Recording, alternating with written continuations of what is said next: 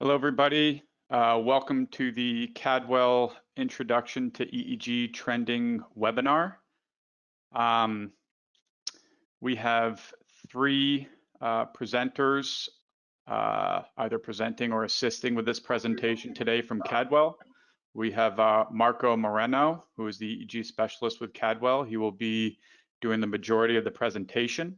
We have Anita Karbtang, who will be presenting further along in our three-part series of trending in a couple weeks. She will be speaking on advanced trending and clinical applications. And myself, Alex Chase, I will be helping triage questions throughout the meeting today. I am an EEG specialist with Cadwell. Couple points to go over, some housekeeping before we actually let Marco get started here. The session that we're presenting here is being recorded and will be available for everybody after the webinar is completed. All attendees are on mute and in a listen-only mode, and all of the attendee cameras are turned off. We want you to ask as many questions as you'd like throughout the presentation. There is a little drop-down menu on the right-hand side of your screen where you can type in and ask questions, and we will have periodic pauses throughout the presentation where the presenter will answer your questions. The asset education credits have been approved for those attending this session, and if you have an asset ID number, you can email it along with your full name to workshops@cadwell.com and refer to this session. You don't need an asset ID number to obtain the asset credits. And without further ado, I will let Marco take it away here with introduction to EEG trending. All right, thank you, Alex. As Alex mentioned, I do not have the ability to hear anybody, so I will stop frequently for questions. And please enter those questions in the chat so that Alex can compile them and we can get those questions answered. I do appreciate everybody coming, and do my best to get us rolling on time and to end on time. So just a basic introduction. My background is as an EEG tech, and so I'm not an engineer. I'm not a mathematician, so we're going to keep the explanations basic. This is an introduction to EEG trending. We're not going to go deep. What I want most people to get from this is a basic understanding of what EEG trending is and isn't, and so we're not really going to go into the math. So again, thank you for attending. The basic overview of what we'll do is talk a little bit about terminology with trending, talk about the trend analyzers, and talk about the trend panels. And interspersed in here, of course, we'll have questions, but we'll also have short quizzes for you to weigh in on. So why do we use continuous EEG now? But based on the fact that you are here, you probably don't need to be asked that question. You can answer that question quite easily. But oftentimes in the ICU or in the EMU, we may be dealing with patients who can't tell us what's wrong. We want to know if they're having seizures, if they're having subclinical seizures, what's going on, the frequency and the severity, how is the treatment affecting the seizures. And just continuous EEG is a easy, non-invasive way to monitor the patient's brain. So you might often ask, why doesn't everybody do it? And the fact of the matter is, a lot of people would like to, but you know, when you look at a single page of EEG, 10 seconds. 60 seconds is 6 pages of EEG. 1 hour is 360 pages of EEG, and a whole day is 8,640 pages of EEG per patient that you're responsible for reading and knowing what's going on. So the burden of it is just incredible. So that oftentimes is the reason that people don't do continuous EEG. And the best solution for that is some way of taking that data and compiling it so you can reduce the amount of data that you go over. So trending is a great tool for that. It lets you see the big picture, and then it allows you to deep dive into the areas of interest. And just as an example of what it does, this is a daily temperature fluctuation. So of course, temperature is low during the night, temperature is higher during the day, and so you have that really sinusoidal waveform. We could pretty much expect that any day that the sun comes out. If we spread that out and take a higher overview of that, you'll see that there's also seasonal variations in the temperature. And those are going to occur every year. We know that it's going to be hot in the summer. We know that it's going to be cold in the winter. Now, all of those minute daily variations are still in there. And this is kind of the analogy to the EEG. It's a lot of data in there, but if we take a step back and look at it, it tells us a different story. We still have all that minute data, all that detail in there, but now we're seeing a different story by taking a step back. And if we take another step back and now we're looking at 200 years of temperature information, tells us yet another story. So that's what we're trying to do, is get the big picture. So if we look at what is a trend is really a series of data points that we use. Oftentimes it's a line, a curve, it could be a 2D, 3D, but what we're trying to do is get the big picture. So if you look at this as a trend that's familiar to everybody these days, from February through August, and if you look at, let's just single out the green line, what you can see is that there is a definite picture, a definite story to be told there. Now, we don't know the detail behind this, but what we know is that things increased in April, they flattened out lower in June, peaked up in July and August, and it looks like they're now starting to come down. We don't know the detail. So what this does is it tells us where to look, and that's really the purpose of the trend. It identifies a change and says, let's look there.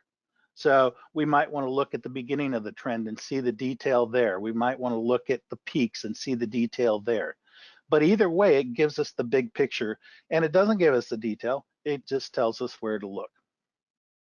So if we now look at this from the standpoint of EEG, we have EEG, it's continuous, it's ongoing, many channels, lots of data points in the raw EEG.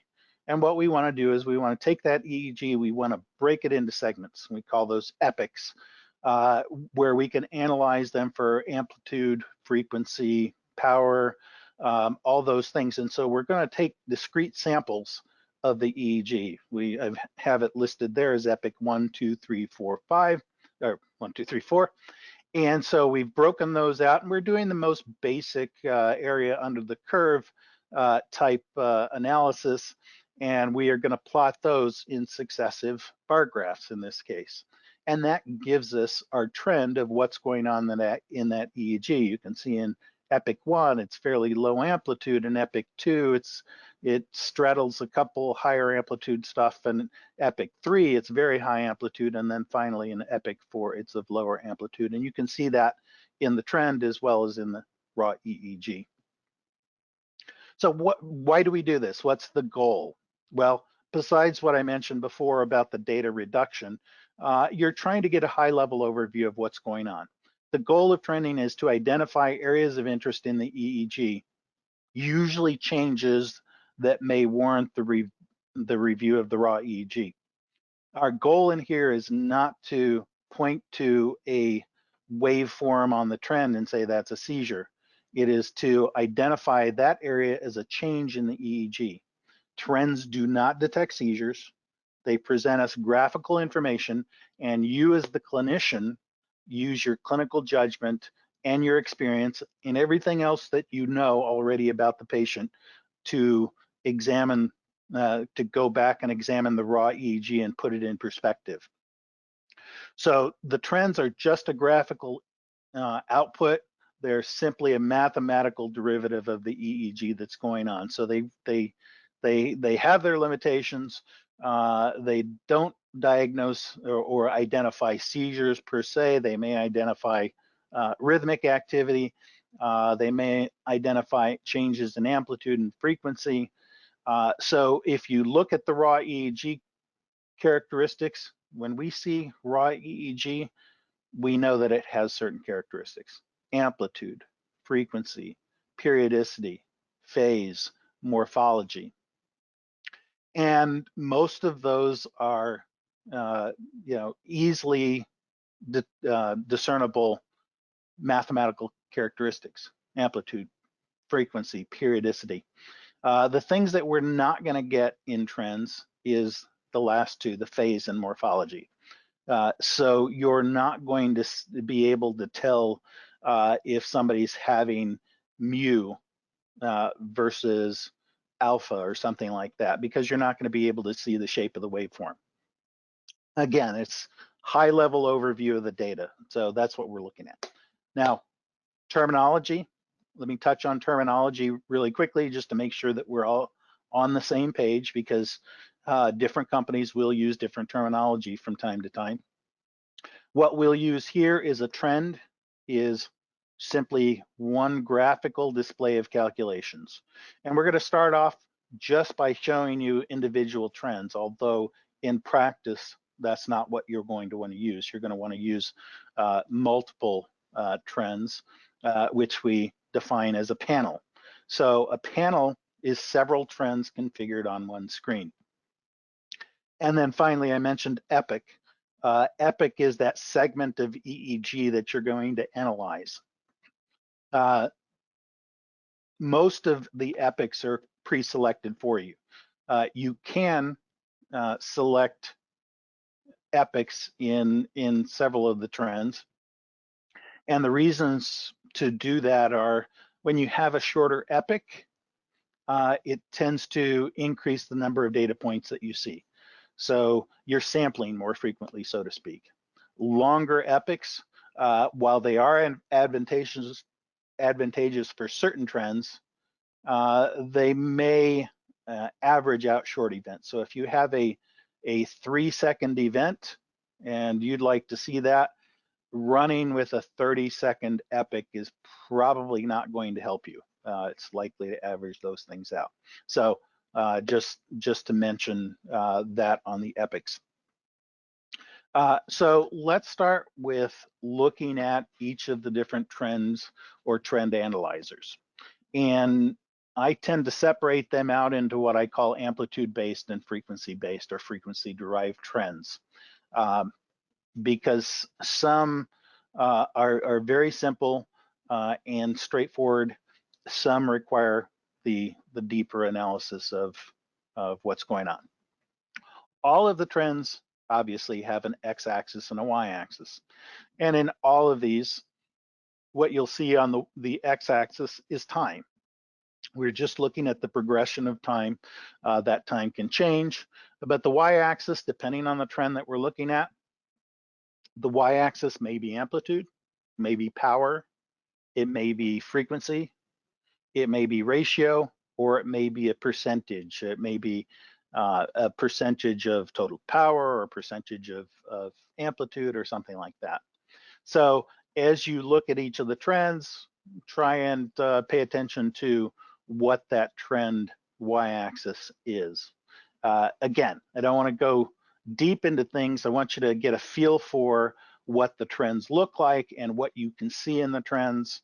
But it's good to identify those units and associate those with the trends. The one trend that I say one, but there are actually multiple spectrograms that has a z-axis is the spectrogram, and the spectrogram, the z-axis is the color scale. So how do you display 3Ds on a 2D media with color? So we'll start with the amplitude-based trends. Amplitude integrated EEG is the first one. Actually, we'll go in a slightly different order. envelope or peak envelope, as PERSIST calls it, the envelope asymmetry, and the suppression ratio. And you'll see that there are different names for the same trends. I'll try and mention those as we go. The frequency-derived trends include band power, which is also called power by frequency, the power ratio or alpha-delta ratio. Actually, alpha-delta ratio is a subset of the power ratio. You can create other ratios with the power ratio, but alpha-delta ratio is the one that people know the best and people use the most. The suppression ratio, actually that should be a amplitude-based trend, so my bad. The spectrogram, FFT spectrogram or CSA, DSA, all the same trend by different names. The rhythmicity spectrogram, unique to PERSIST. The relative asymmetry spectrogram, which is also unique to PERSIST, and then the spectral entropy.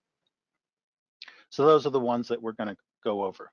And we'll start with the envelope trend, which is one of the amplitude-based trends. So, of course, as I mentioned before, what we're doing is we're taking samples, we're taking different epochs, and we are going to measure the amplitude of each of those.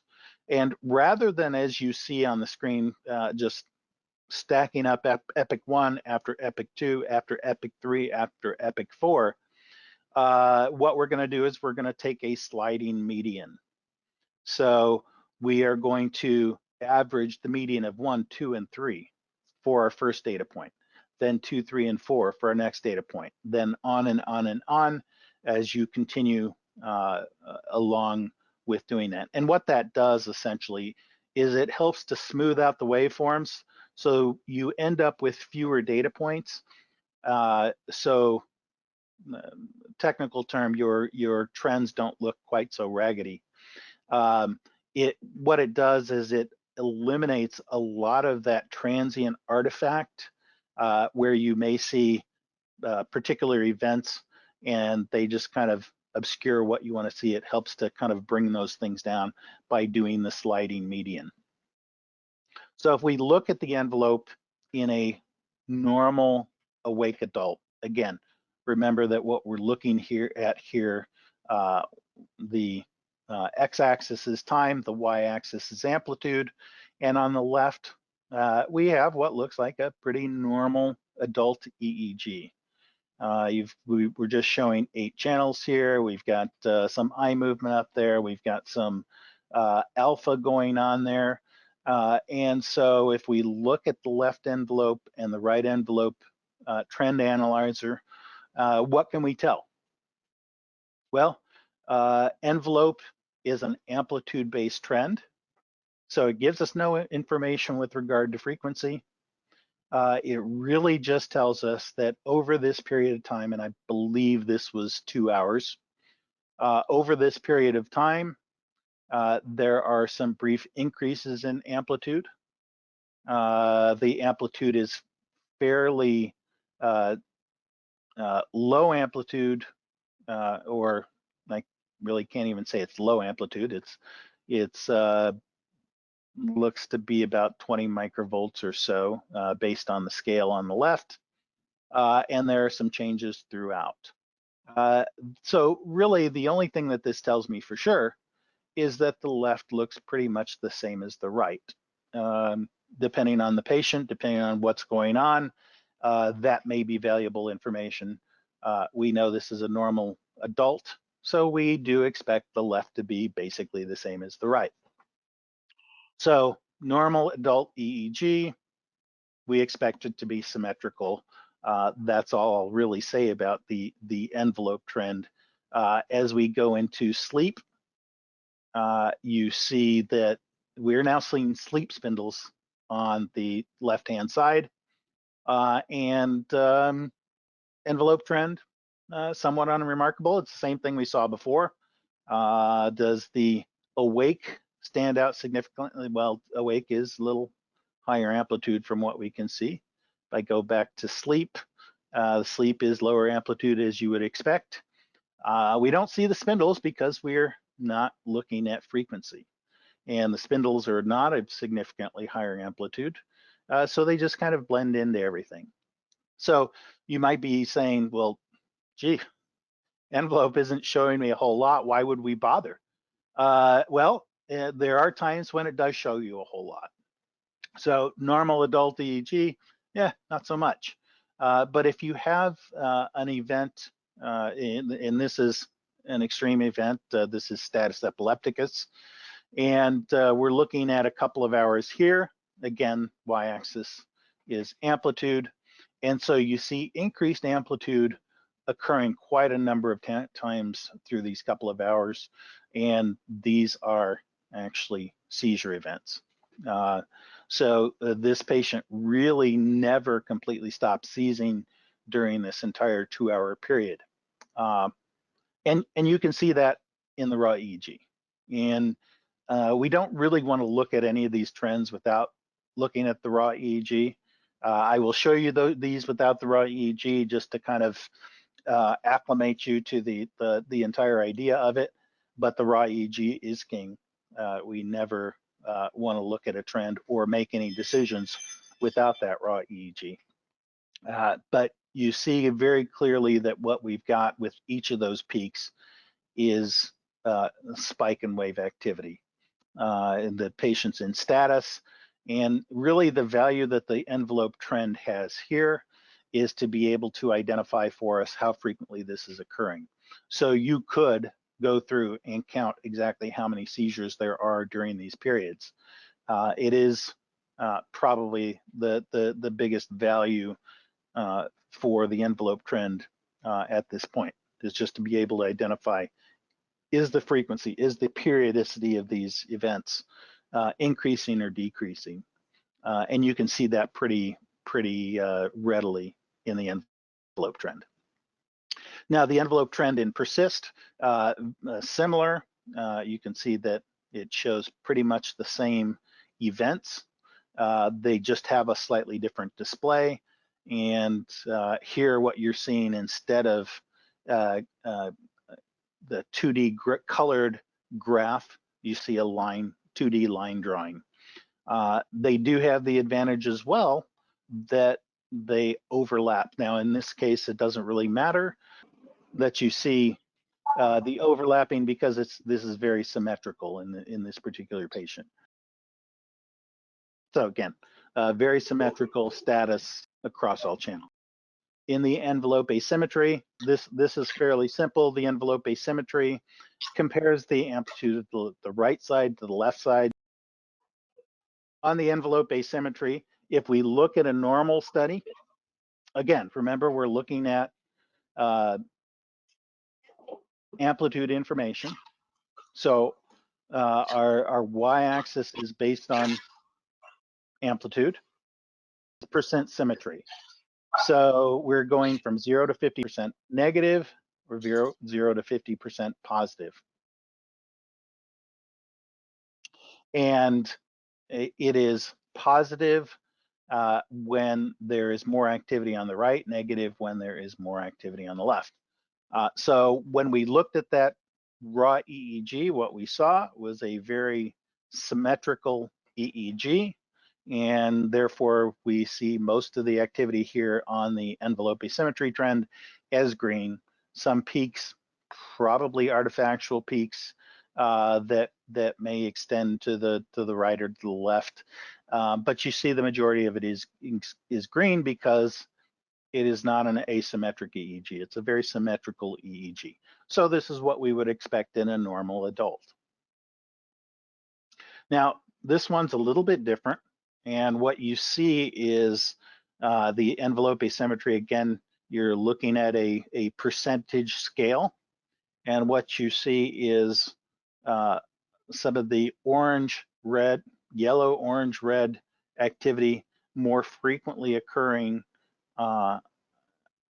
up top, which is positive numbers, which is on the right. So what we're seeing is a lateralizing event, and you'll see that it is, most of what lateralizes is on the right. So what are we looking at here? And again, this happens to be a 4-hour window that we're looking at. And so what are we seeing? We're seeing a lateralizing event. We're seeing seizure activity on the right side, and that is corresponding with the right-sided amplitude activity here. So this is one of the reasons that you'll see in other trends that we show a left trend and a right trend. This combines both of them so that you can see that asymmetry very clearly when it occurs.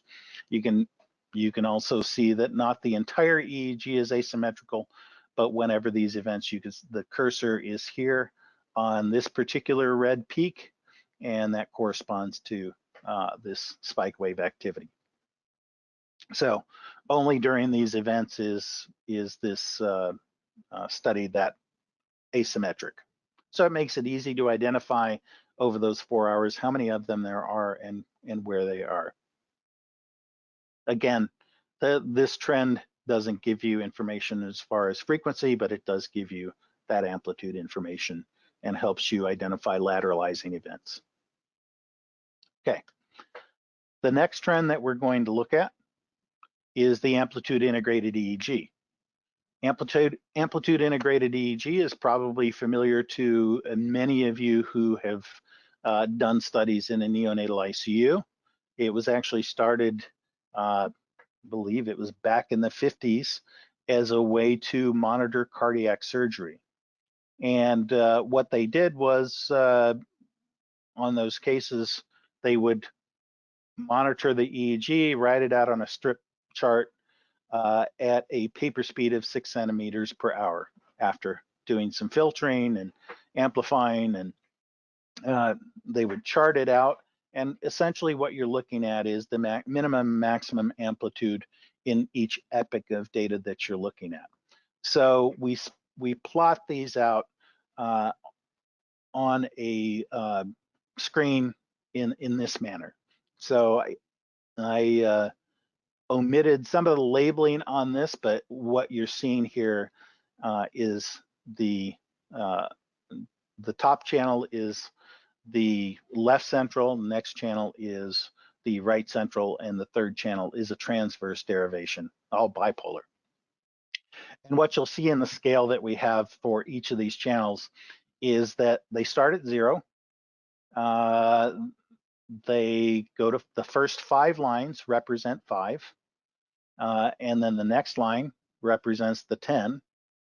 And then you'll notice that from 10 to 100, it's about the same amount of space. So it's a linear scale from 0 to 10, logarithmic from 10 to 100. So this was done intentionally to kind of help bring out lower amplitude activity. So what we see in a normal amplitude integrated EEG is most of the activity falls somewhere between 5 and 50 microvolts.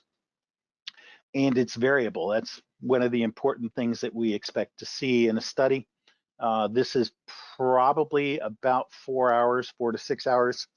And so we're seeing the blue waveforms not laying down at the 0 baseline, but mostly up above 5 microvolts and below 50. And so there's no gaps. Things are not at 0. And probably as important as anything, we're seeing variability in the EEG. And this suggests that the patient is undergoing sleep-wake cycles. And that's what we want to see. And in neonatal studies, this is really what's important in identifying normal EEG. This would be considered a normal term EEG. If we look at another pattern, and I gave it away already by the title, what we see here, again, remember the scaling is 0 to 5 is the first 5 lines, 5 to 10 is the next line up, and then you go 25, 50, and 100.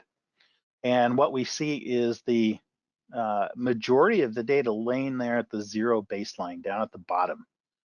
And what this is telling us is that it's a pretty flat EEG.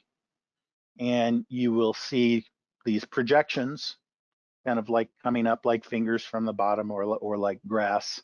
And these are actually the bursts of activity that we're seeing.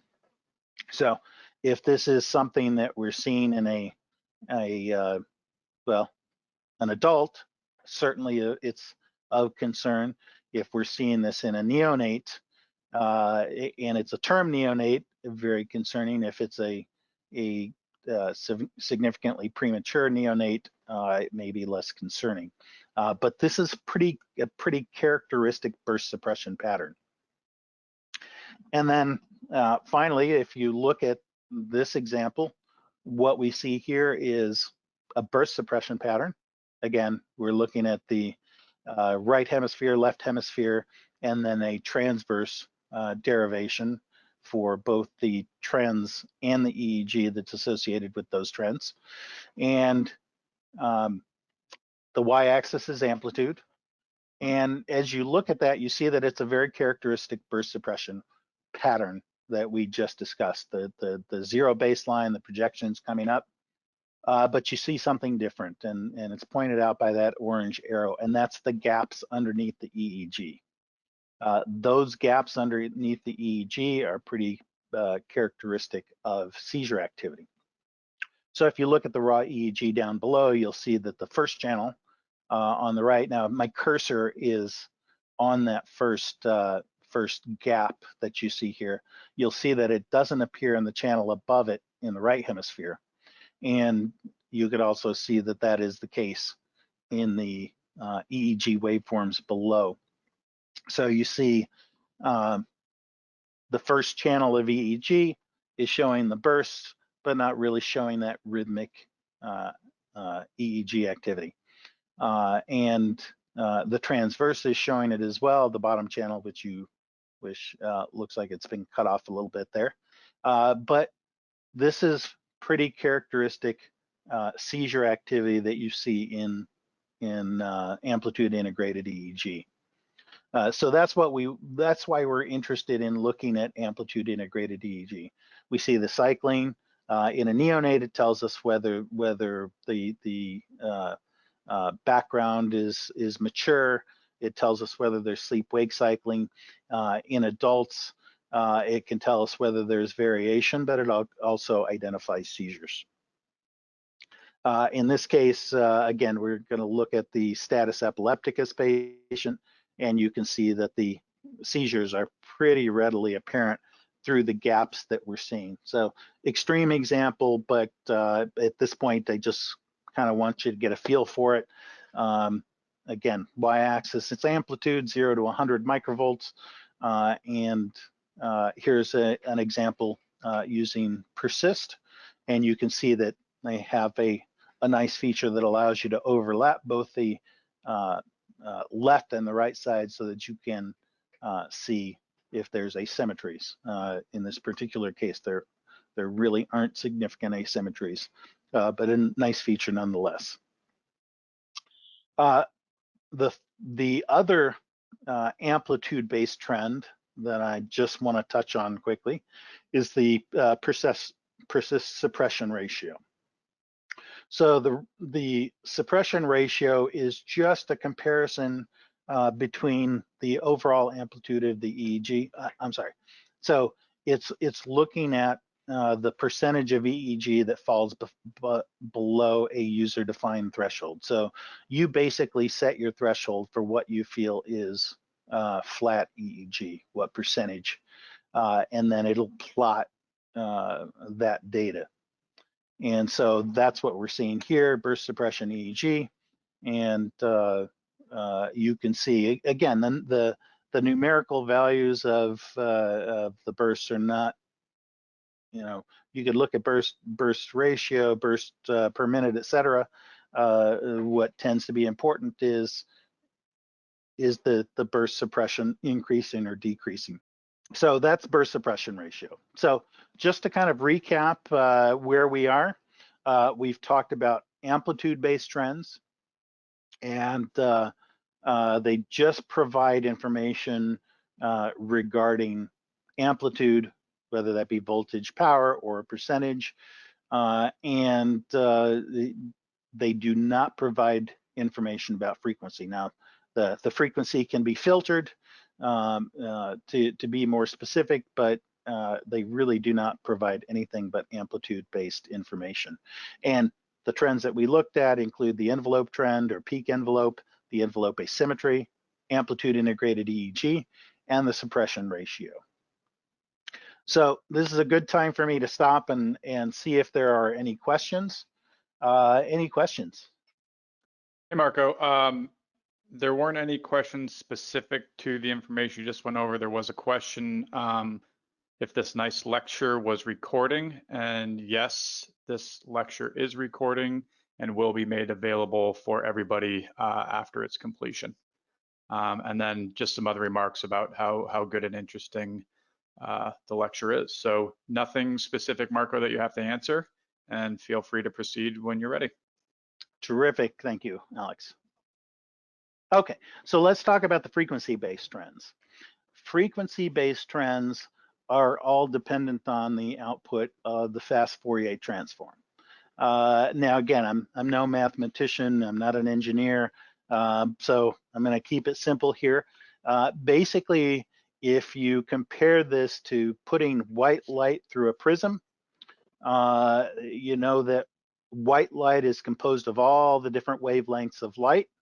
And when we put light through a prism, it spreads it out into all the different wavelengths, and we get to see the reds, the yellows, the blues, etc. Similarly, with the fast Fourier transform, what we're doing is we're doing a frequency analysis. So we've got this polymorphic EEG waveform that's consisting of all kinds of different frequencies. And we break it out, we put it through the FFT, the prism, so to speak, and it breaks it out into its individual frequency bands. And that's definable by us as to how we're going to utilize those. So that's the basic idea of these frequency-based trends or the frequency-derived trends, is that we've taken this waveform and we've broken it out into its component frequencies. So the first one we'll talk about, the simplest one really, is the band power trend. And essentially what we're doing, and again, there's the math that I told you I wouldn't bother you with, but this is fairly straightforward. So the band power is equal to basically the frequency range that you set. So between whatever high and low frequency you set, divided by the total power in the EEG within that epoch. So the W1, W2, those are the frequency ranges that you set. And so if I say I want to look at all the power between 5 and 20, I can set that for my band power and look at that information. And I can set up several different trends, and I'll show you several different trends that show this. But this is very simple because you're kind of isolating out a specific frequency. So if there's a specific frequency that's of interest, let's say for instance you're searching through EEG for a 3 per second spike in wave or something like that, you can set that frequency and it makes it really easy to find. So here is power by frequency, and we are looking at normal EEG apparently. So this is left, right, and we're basically seeing some alpha activity. So normal EEG, and what we see on the trend here, and I believe this is about an hour, is we see not a lot going on early in the trend. We've selected out the alpha range. This is the persist power by frequency trend, and you can see, if you can see my mouse here, you can see that we're primarily looking at the alpha range activity in the green. And early in the record, there's not a lot of alpha going on. This is actually a patient who was drowsy, and towards the end of the record, you see that patient wake up. So early in the record, now I'm listing all the different frequencies in that power by frequency trend panel. You can see early in the recording, the predominant frequencies are in the alpha and theta range, the blue and the orange. And again, these are left, right, left, right, left, right, left, right. And going through the alpha range, the delta range on the top two, then the theta range, then the alpha range, and then finally the beta range. So as you would expect, of course, while the patient's asleep, we're seeing predominantly predominantly delta and theta activity. And as the patient wakes up later in the record, we are seeing that alpha activity come out that we're seeing on the EEG there. Not a lot of change in the beta activity. Typically, the beta activity that we see is going to be of low power, and we are looking primarily at power. So this is one way to use the band power trend, is if you're looking at a specific frequency range, and keep in mind that what we're looking at here, when we looked at the persist, this is one of the differences, and you'll see this depending on what particular trends you use. You may see slightly different variations in exactly what they're showing. So here our y-axis is amplitude, so I've got that mislabeled, but if you look to the right on the persist trends, this is amplitude. And in the Cadwell trends, our band power is actually the percentage of the total. So in this case, I'm looking at 4 to 8 hertz band power compared to the entire band power in the study. And you can see throughout here, there are several peaks in the study. And this is about, I believe it's, probably about 30 minutes. I don't have the label on there. About 30 minutes of this status epilepticus patient. So band power is another one that's good for identifying specific events that occur with an increased amplitude. Now, power ratio is another one. Again, the output from the FFT, and what we're doing is we are, again, taking that polymorphic data and breaking it down into component frequencies. But instead now of just looking at one frequency, we are looking at a ratio of frequencies. So with power ratio, now you can choose something else, but alpha delta ratio is the most commonly used power ratio, and so we'll look at alpha delta ratio. So we're dividing the power of alpha that's in the study, in the recording, in the epic, by the amount of delta that's in the epic. And so if I have a normal patient here, our y-axis or x-axis is going to be time, y-axis is going to be the ratio of alpha to delta.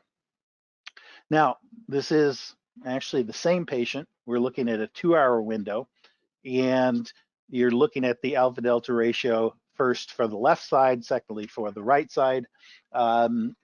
People may or may not break it out lateralized. And nevertheless, I like to make sure that things are symmetrical. So I always prefer to have a left and a right. And what you'll see is early in the record, this patient's actually asleep. So again, you don't see a lot of alpha activity. Later in the record, when the patient wakes up, you see much more alpha activity. If we compare this to what we saw before in the envelope trend, for example, what we saw in the envelope trend was not a lot of specific variation.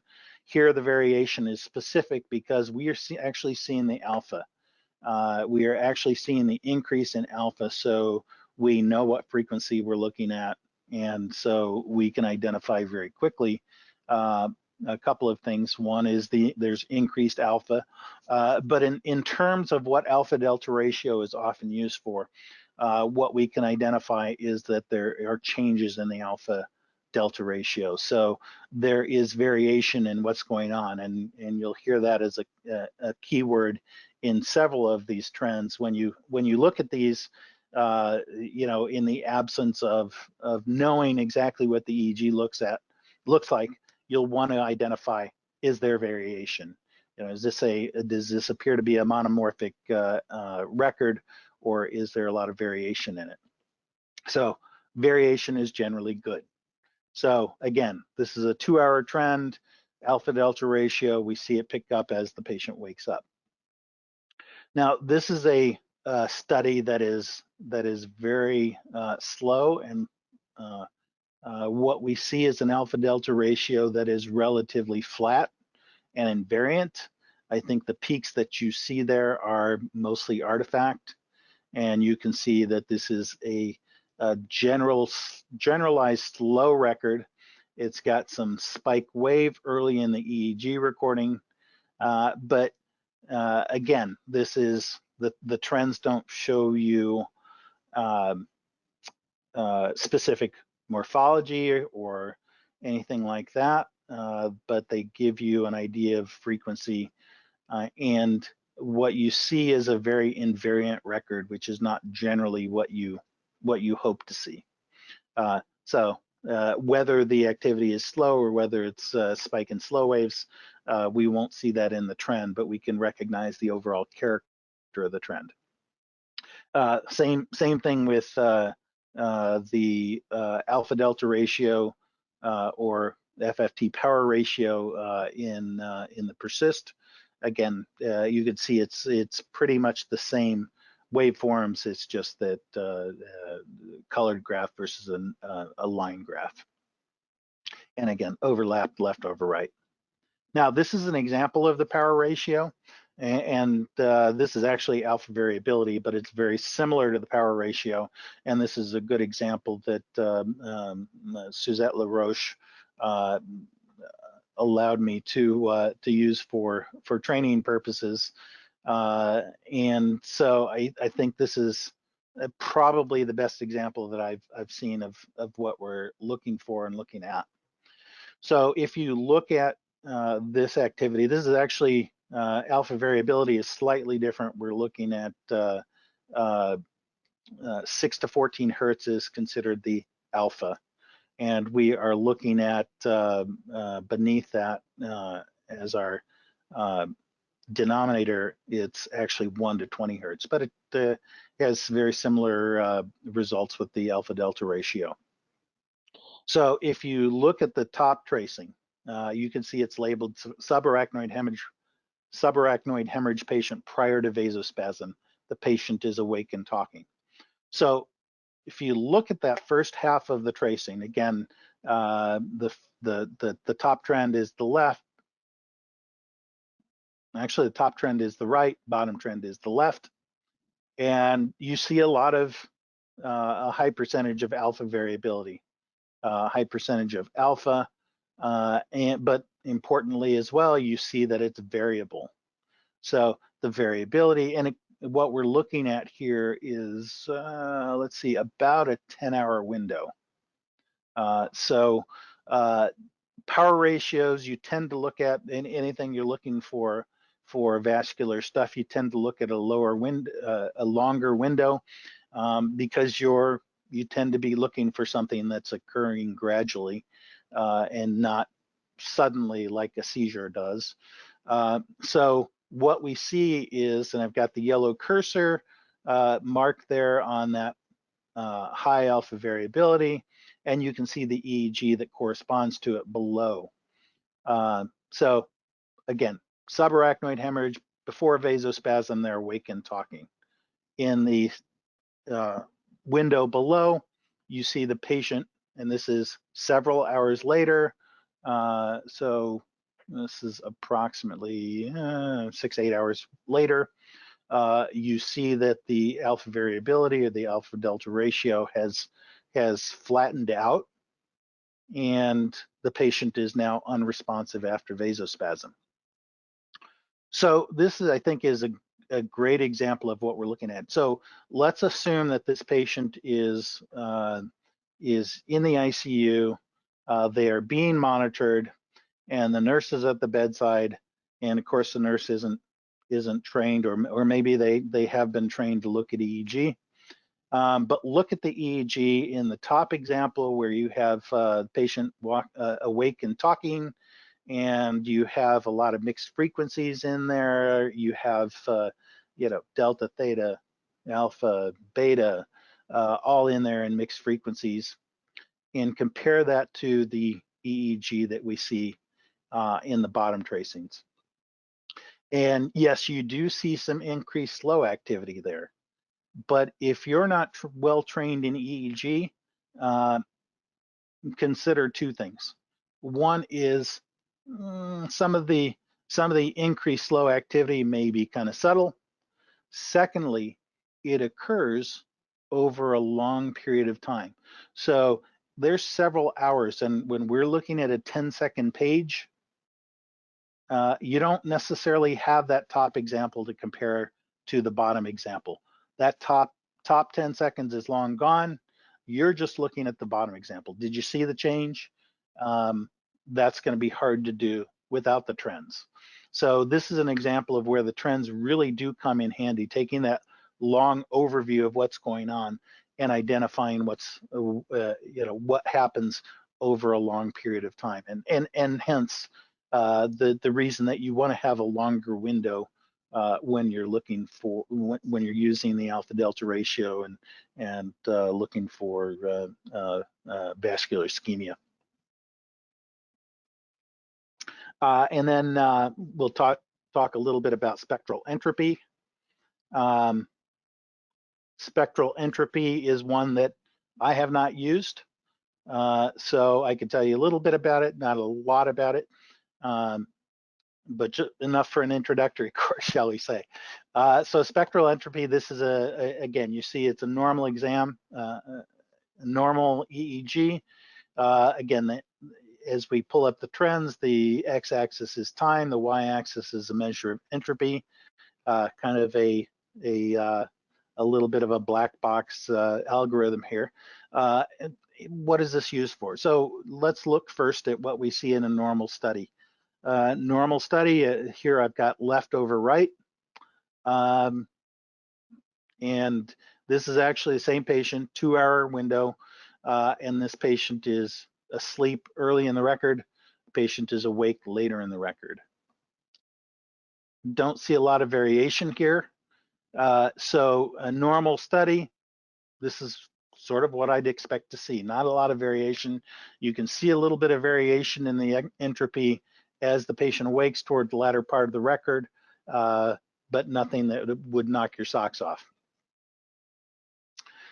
But typically what it's used for is for anesthesia, for monitoring anesthesia.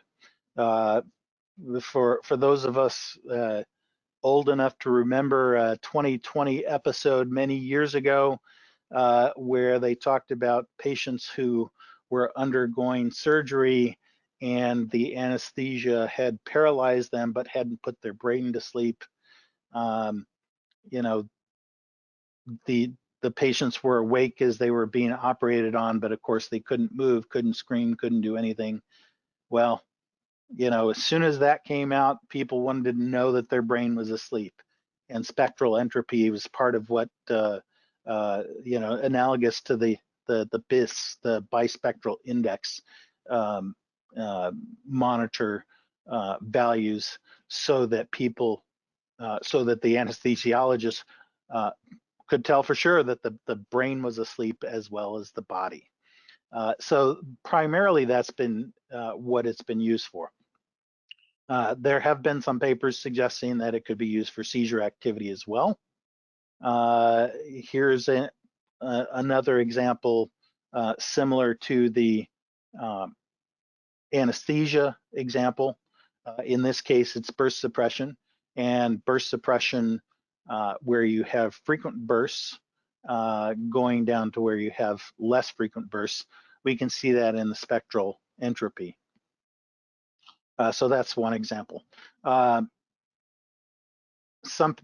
I said, some people have used it for seizures. I have not seen it used a great deal for seizures, but you can see the changes in the burst pattern that would likely be analogous.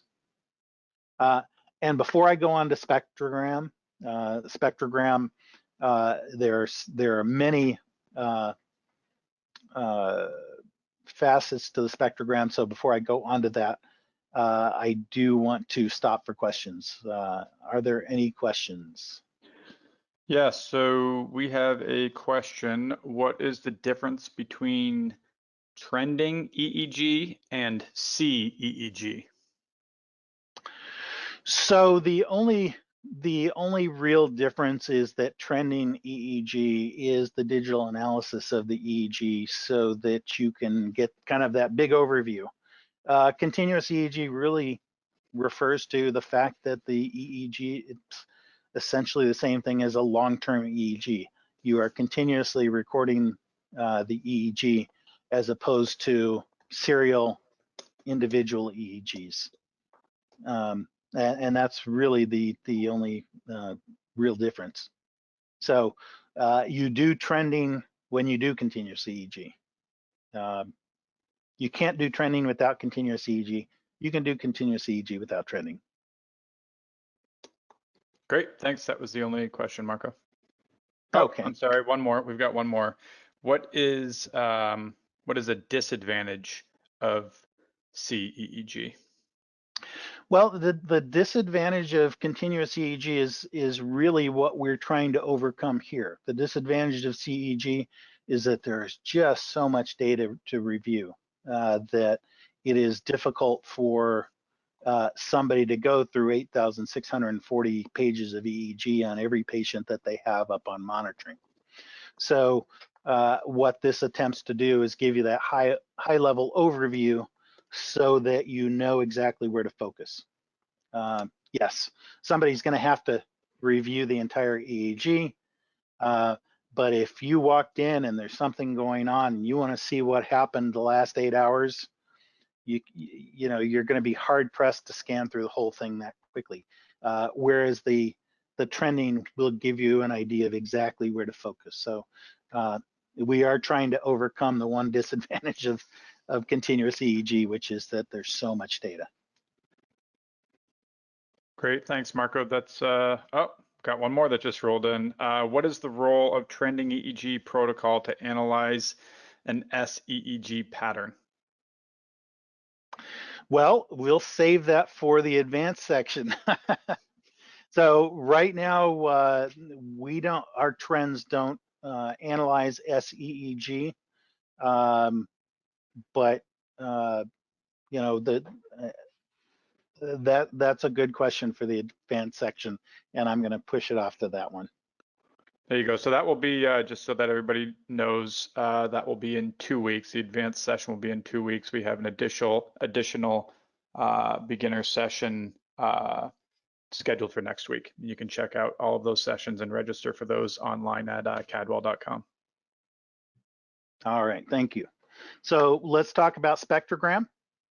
What is spectrogram? Well, in spectrogram, you remember we talked about separating out the different frequencies. And with spectrogram is the only trend that has not just a x-axis and a y-axis, but also a z-axis. And the z-axis is the color. So if you look at this normal EEG, what we're seeing on the left-hand side is a nice alpha pattern. My cursor is there where the yellow arrow is, and so you can see our scale. So we've actually got 2 scales on there.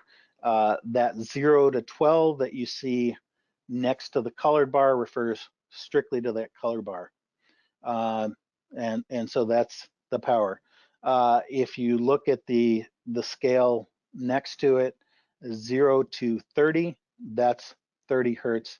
That's your frequency window. So our y-axis is actually 0 to 30 hertz over time, and then we're looking at the amount of activity in here. So what you see early in the record is primarily a lot of red down in the lower frequency range, down in the 0 to 4, 0 to 5 hertz frequency range. if you look at the top channel and the bottom channel, you see that we're looking at left and right. You see these peaks of red that pop up, and I'll show you what those are as well. And then you see some activity in the yellow. Yellow there refers to the amount of power in that range, and that looks like that's around 5 hertz. So there's something going on in that period of time. As you get towards the end of the record, you see a little, a brief burst of something in the about 10 hertz range, 8 to 10 hertz, and then that drops out. So of course that's the alpha activity. So what we had is we have somebody going along here. You can see these little blips here, and I'll show these to you as well. You see these little blips as we go along, and these actually are in the upper alpha range into the sleep spindle range. And then you have this red peak, that's an arousal. Patient drifts back off to sleep. You have this increase in the alpha activity, alpha dropout, more alpha, alpha dropout, increase in the slow activity, and then you see a peak probably around 10, 11 hertz here in the alpha range. Actually, I guess I could count it over here. Yep, 10 and a half hertz. So what you're seeing is somebody who's asleep and then wakes up, and now we're seeing normal alpha on the right-hand side. So that's what we generally expect to see in a normal spectrogram. So again, I'm showing left over right. You'll see that they are basically symmetrical. There's a couple of things that maybe is a little off, and you'll see this little red, this little yellow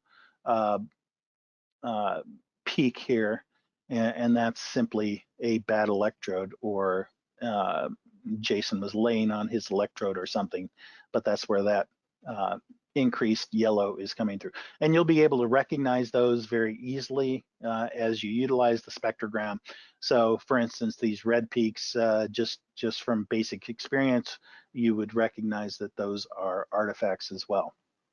So here I've got my cursor on one of those red peaks, and you can see that that was basically an arousal, and Jason moved around, maybe turned, probably turned because he's no longer laying on that electrode as well. So that's what the artifact looks like. And then you can see that if I place my cursor right here, you can see these little blips. And of course, they're short in duration. I'm almost surprised that they're showing up at all. But you can see that at 14 hertz, we have the sleep spindles. So one of the things that's nice about the spectrogram is that you can see some good sleep-wake cycling. And so I can compare left and right, and you have that amplitude information, you have that frequency information. I can differentiate and see what's alpha. I can see when they're down in that delta range. I can even identify sleep spindles if I'm lucky. So spectrogram is probably one of the most useful tools that you'll have in the trending arsenal, and that's why most vendors will have it. They may go by different names. We call it spectrogram. Persist calls it FFT spectrogram.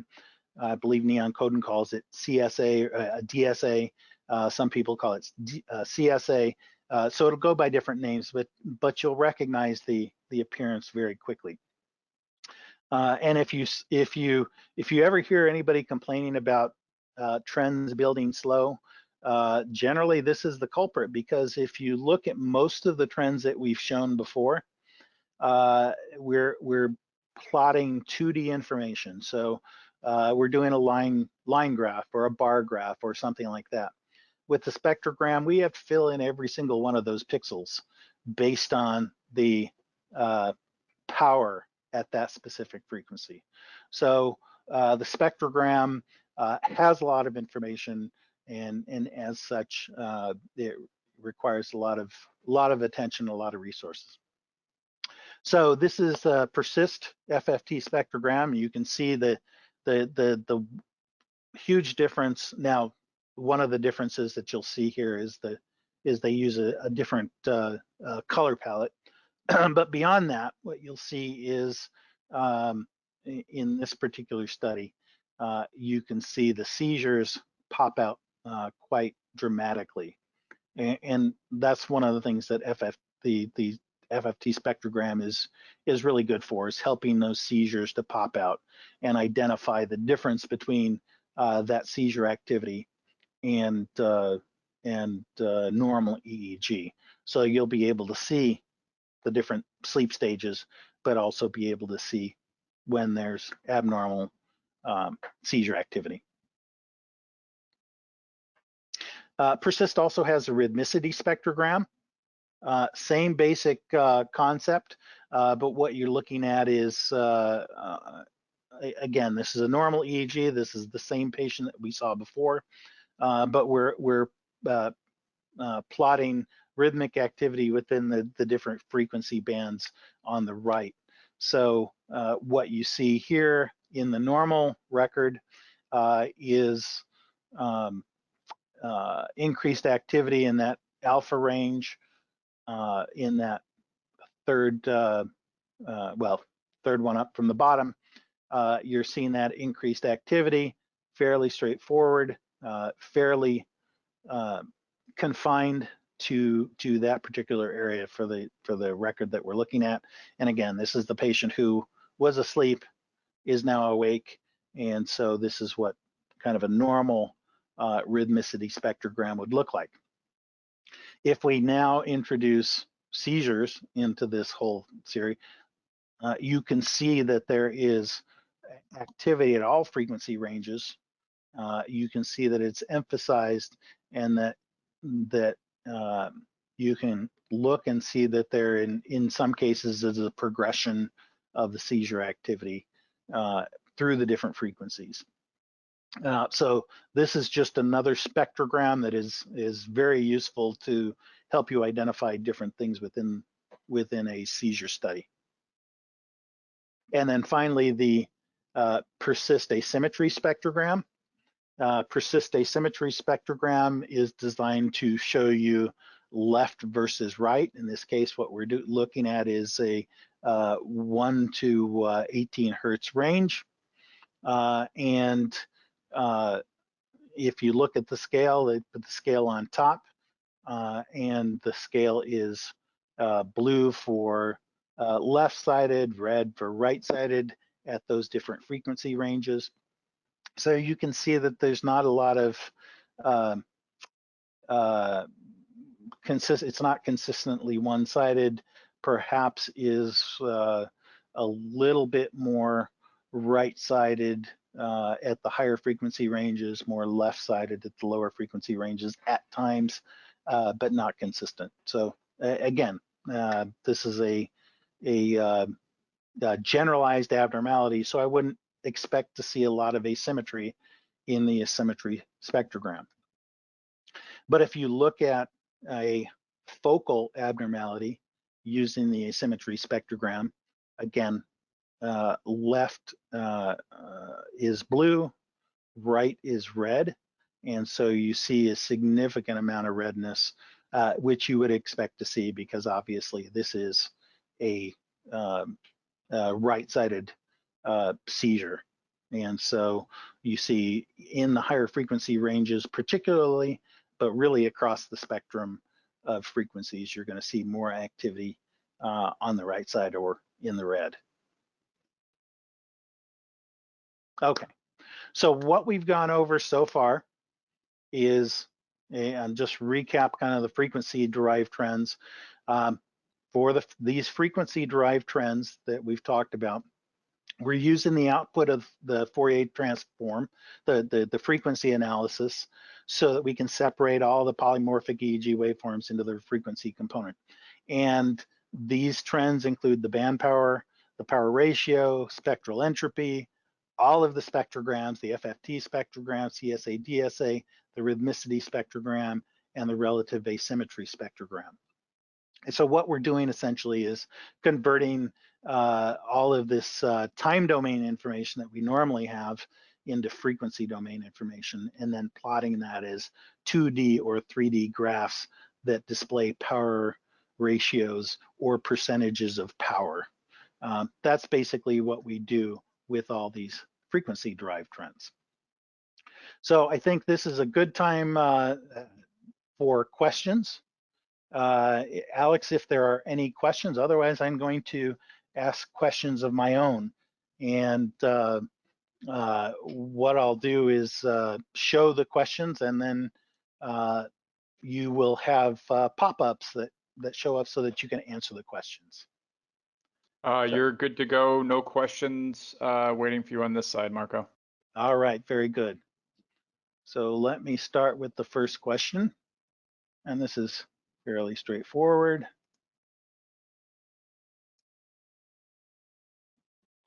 Okay, so the first question is, what is an EEG trend? And we talked about this fairly early on, what it is, what it isn't. First choice is a graphical representation of EEG that identifies seizures. As I mentioned, graphs don't identify seizures, people identify seizures, and so as we discuss what a trend is, it's just simply a graphical representation, and you use your clinical experience to figure out whether something is a seizure or not. B says a comprehensive study of the detail of an EEG waveform. Well, as we mentioned early on, trends really give you a high-level overview, does not give you all the detail. It can give you frequency, it can give you amplitude, even show you periodicity. It's not going to give you waveform morphology. It's not going to tell you whether you've got a Wickett waveform or whether you've got a sinusoidal waveform. So it's not B, it's actually C. I don't have to read D. C, a graphical representation that may help to show changes in the EEG compared to other parts of the patient recording. So typically you are comparing specific events. Again, we're talking about changes in the EEG. That is what we're trying to identify. Okay, so let's try number 2.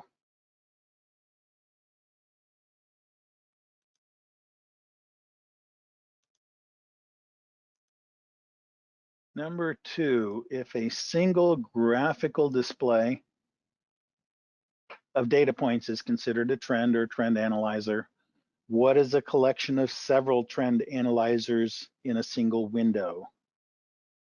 Collection multiple trends in a window. Is it an FFT, a box, a panel, or a 1x6? And of course, that one's easy. We call them trend panels to identify that there's multiple trends in there. And actually, that's really the way that you will want to use these. Again, early in the presentation, I showed individual trends, but the right way to use these is going to be using them as trend panels, or as complete panels of the trend.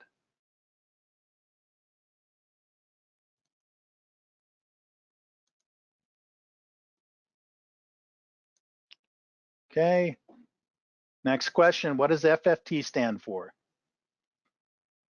So fast frequency trend, fast frequency transform, French fried Twinkies, or fast Fourier transform.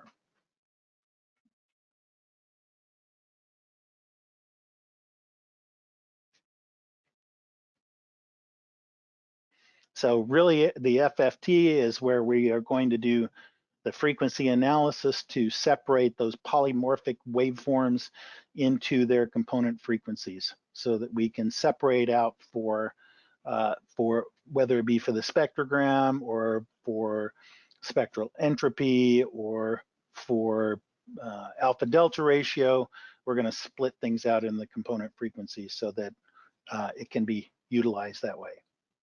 Okay, correct answer there is the fast Fourier transform.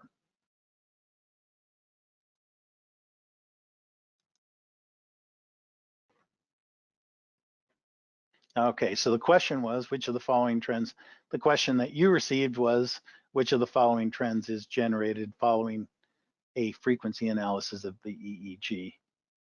And the correct answer here is E, all of the above. So all of these use the output of the fast Fourier transform.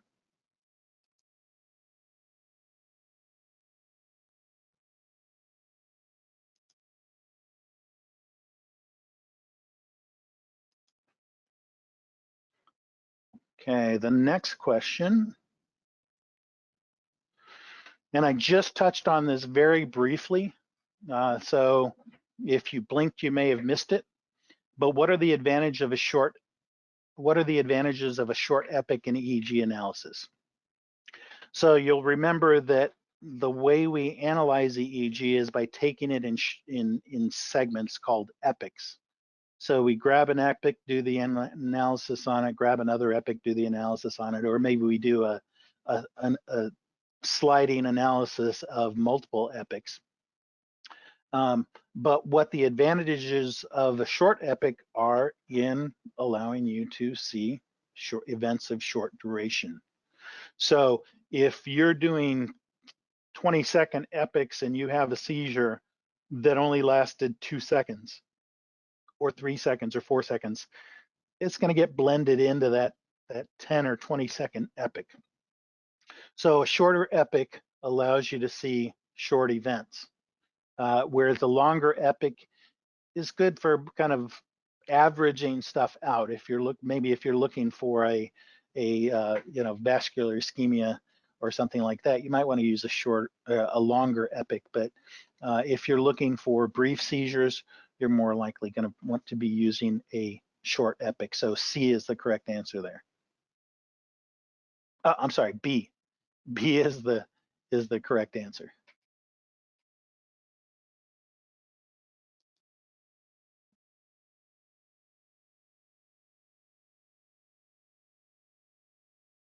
Okay. So let me move on to trend panels. So Marco, before you move on real quick, I did have a question that came up on your last section. Yes. How can we differentiate between artifact and interictal epileptiform discharges on a spectrogram? Good question. So that is one of those things that comes with experience, of using the trends, but also comes with experience with a particular patient. And one of the things that you'll find is that something that looks suspicious on one patient is not suspicious at all on another patient. And so everything that I show you is not going to look exactly the same across all patients. So there's a certain amount of it that is learning per trend, and there's a certain amount of it that is learning within a patient.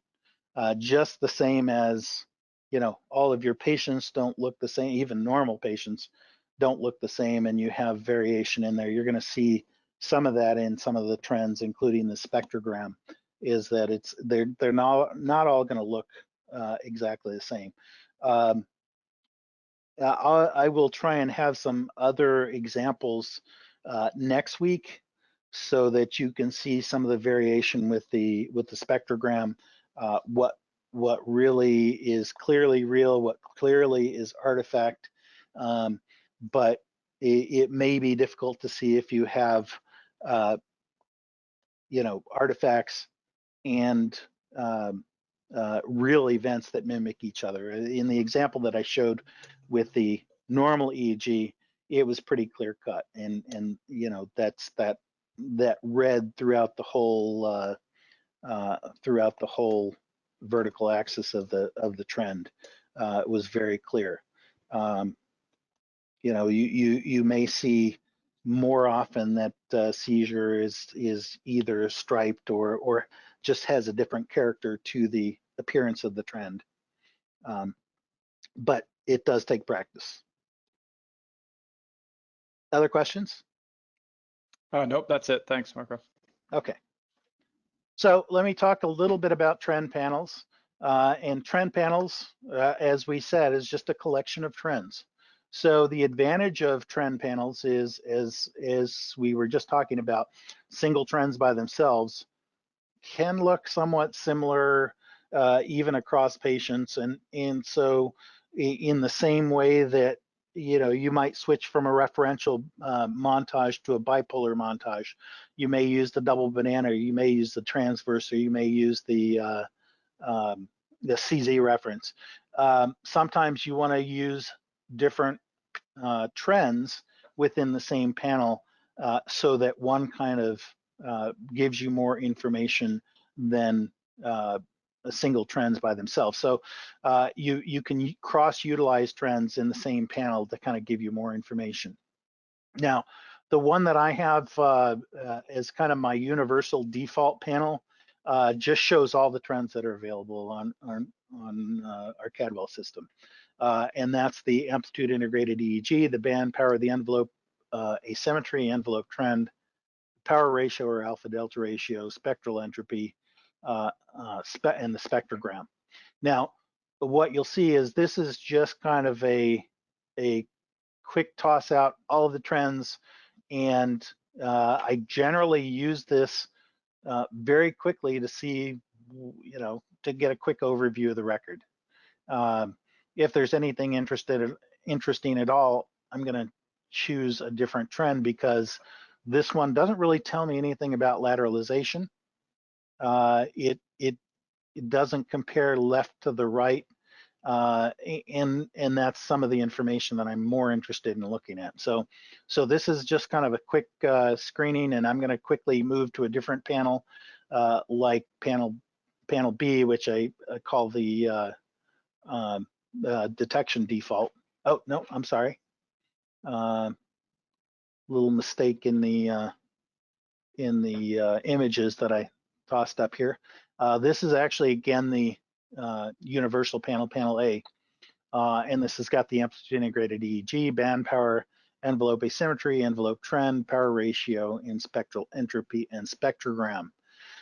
And this tells a story in and of itself, but it's a story that each of the trends are telling quite obviously. So you look at the amplitude integrated EEG, you can see early in the record that it's very flat, very close to the baseline. And where our cursor is a little further out, we've actually picked up off the baseline because we have more activity going on. So early in the record, if I had my cursor placed on that, you would see less frequent bursts and much more flattening. And that's what's indicated not only there, but on the band power, the envelope asymmetry. Of course, we're not seeing a lot of asymmetry there. But the envelope trend is seeing a lot less amplitude. The power ratio sees more alpha range activity early on and sees less as the bursts pick up. And of course, the spectral entropy is showing exactly what you would expect in a burst suppression pattern or anesthesia. And then beneath that, we have the spectrogram as well. So there are also other panels. This is a vascular detection default panel. And I'm going to skip over this rather quickly, get to the persist ones. And so this is the persist comprehensive panel. I think this is probably one of the most frequently used trends there is, or trend panels. I'm not showing the seizure and spike parts of this because I want to focus on the trends. But what you see here is clearly something going on. And again, as I always say, you've got to refer back to the EEG, but if I had to guess, I would guess that there is a seizure early in the record, and I would guess that this is another seizure about 2/3 of the way through the record. And you can see that in each of the trends. You can balance it. The relative asymmetry spectrogram doesn't help a great deal there, so probably it's a generalized seizure. Again, the comprehensive, you'll see that several of these trends have a lot of the same components. The thing that I want to point out down at the bottom is the burst suppression ratio. That is also part of the comprehensive trend. There is the peak envelope panel, and you'll notice that the first couple of trends are the rhythmicity spectrogram, the relative spectrogram. The only thing that's really different about this trend that's not in the comprehensive is that peak envelope. And again, with PERSIST, the peak envelope is a line graph rather than a colored bar graph, but showing basically the same thing. Amplitude integrated EEG panel for PERSIST shows the same beginning trends, and the only thing different here is the amplitude integrated EEG trend. Alpha delta ratio, again, this is a PERSIST trend, shows the alpha delta ratio in the first 3 trends, asymmetry, and the last one is the absolute asymmetry index, which I mistakenly left out. So that's the alpha delta ratio panel in PERSIST, and then the relative asymmetry, or the asymmetry trend in PERSIST is relative asymmetry indexes for different frequencies, the relative asymmetry spectrogram, and the relative asymmetry spectrogram. So in summary, what we talked about was a little bit about terminology, trend analyzers. We broke them down into amplitude and frequency-based or frequency-derived trends, and then we talked a little bit about the trend panels. Trend panels are pre-built, they're ready to go, and you just will practice with them and see what you can see in it. No trend stands alone, and that's one thing that I want to emphasize. Use the trends in the trend panels, don't use each trend by themselves. And let's move on to the quiz. And I'm gonna, let's see here, give you some short quiz questions here.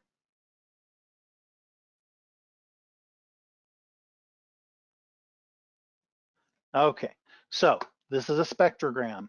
The question is, what is the likely scenario for this trend? This is a 30-minute recording. You can see that the y-axis is frequency, so 0 to 30 hertz. So what we're seeing in this record is that we have early in the record, let's say the first 10 minutes of the record, we have a lot of activity as indicated by the red.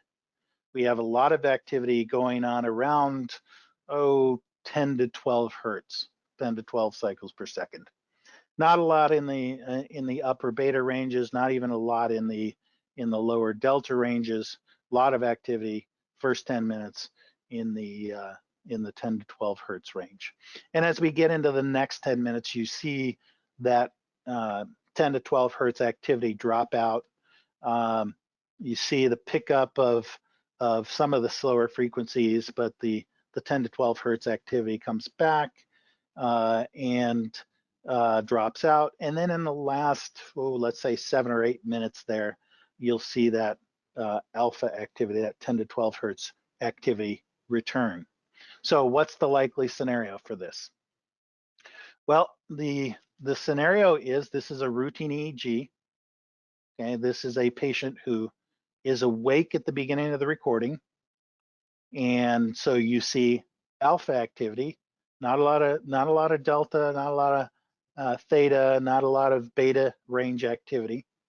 And 10 minutes in, the patient gets drowsy. You see that alpha drop out. And then towards the end, you actually see the patient fall asleep. I think there's actually some spindles in there as well. But then towards the end of the record, you see the patient wake up and you see that alpha range activity return. Okay, so that's example 1. Got 3 more examples for your quiz. Okay, what is the likely scenario for this record?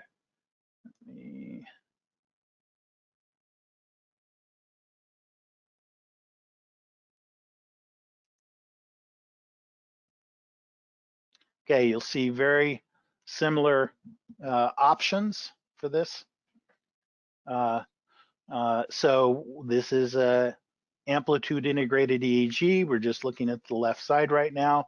Our scale is 0 to 100 microvolts, and as I have mentioned before, it's a semi-logarithmic scale. 10 to 100 represents the same vertical space as 0 to 10, and of course you've got your gradations there. And what we're seeing here is activity falling between the 5 and 50 microvolt range, but it's very periodic. And we see lots of gaps, and the gaps in amplitude integrated EEG tend to tell us that that's where we need to look for seizures. And so the answer for this one is that this patient is actually in this period of time, which is probably 30 minutes. I failed to put the time scale on here, but this is probably 30 minutes. Could be an hour, but they've had 1, 2, 3, 4, 5, 6, 7, 8, 9, 10, 11, 12 seizures during that time period. So this is status epilepticus. Next to the last one, what's the likely scenario for this trend? This is amplitude integrated EEG. You see things at the 0 baseline with the projections upward. So this is a burst suppression record. And then finally, the likely scenario for this record, the last question. Let's see if I can pull that one up. I'm not able to pull those up, but you see increased alpha delta ratio at the beginning, dropping off, likely scenario for this one, and this is a vascular ischemia. Okay, I appreciate everybody's attention. I hope this was useful for everybody. I apologize for going a little bit over time, but I hope this was helpful. I appreciate all of your feedback, and I thank you for attending and hope you can make it again next week. Thanks, everybody. Just a reminder that the recording from today's session will be available on the Cadwell website in a couple days. Thank you. Thank you.